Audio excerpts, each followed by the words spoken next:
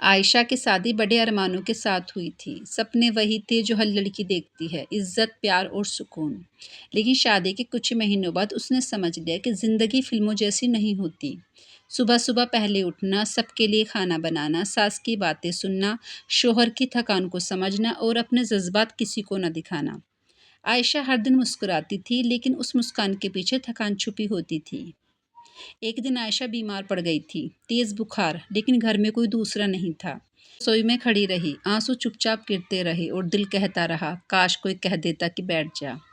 اس رات عائشہ نے آئینے میں خود کو دیکھا اور پہلی بار خود سے سوال کیا، کیا میں صرف ذمہ داریاں نبھانے کے لیے بنی ہوں؟ اس رات سب سو گئے تھے، گھر میں سناٹا تھا۔ عائشہ نے وضو کیا اور اللہ کے سامنے بیٹھ گئی۔ اس نے لمبی دعا مانگی، بس اتنا کہا، یا اللہ مجھے مضبوط بنا دے۔ وہ سجدہ اس کی زندگی کا موڑ بن گیا۔ اب جب بھی دل بھاری ہوتا وہ اللہ سے جڑ جاتی۔ اسے سمجھ آ گیا تھا اگر دنیا نہ سمجھے تو اللہ کافی ہے۔ دھیرے دھیرے عائشہ نے خود پر کام شروع کیا، بچوں کو اچھے اخلاق سکھانے لگی، خود بھی علم سیکھنے لگی، اپنی باتوں میں نرمی اور صبر کو بڑھایا اس نے۔ وہ چلاتی نہیں تھی، وہ شکایت نہیں کرتی تھی، وہ بس بہتر بنتی جا رہی تھی، اور یہی چیز پورے گھر کو بدلنے لگی۔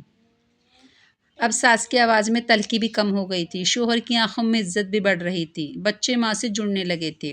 جس عورت کو پہلے کمزور سمجھا جاتا تھا، وہی عورت گھر کی سب سے مضبوط دیوار بن گئی تھی۔ وقت نے سب کچھ سکھایا کہ عائشہ جیسی عورتیں گھر نہیں سنبھالتی، گھر بناتی ہیں۔ اس کی کامیابی ڈگری میں نہیں تھی، پیسے میں نہیں تھی، بلکہ اس سکون میں تھی جو اس کے ہونے سے گھر میں آ گیا تھا۔ اگر آپ بھی ایک عورت ہیں جو تھک چکی ہیں، روتی ہیں مگر دکھاتی نہیں، تو یاد رکھیے آپ کمزور نہیں ہیں۔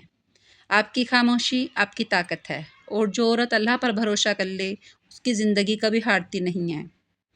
عورت جب ٹوٹتی نہیں بلکہ صبر کر لے تو اللہ اسے ایسا مقام دیتا ہے جہاں اس کی خاموشی بھی دعا بن جاتی ہے۔